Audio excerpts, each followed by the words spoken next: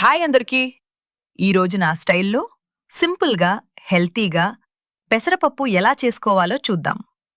ముందుగా 1 కప్పు పెసరపప్పు సిమ్లో వేయించాలి.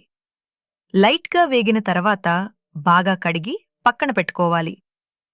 ఇప్పుడు మీడియం సైజ్ 3 టమాటాలు ముక్కలు చేసి వేసుకోవాలి. ఈ రెసిపీలో కారం వేయటంలేదు కాబట్టి ఒక 10 పచ్చిమిర్చులు వేసుకోవాలి. కొంచెం చింతపండు, 10 వెల్లుల్లి రెబ్బలు, మన పప్పు కొల్చిన అదే కప్పుతో 2 కప్పులు వాటర్ యాడ్ చేసుకోవాలి. ఇప్పుడు కుక్కర్లో పెట్టి 3-4 విజిల్స్ వచ్చే వరకు ఉడికించుకోవాలి.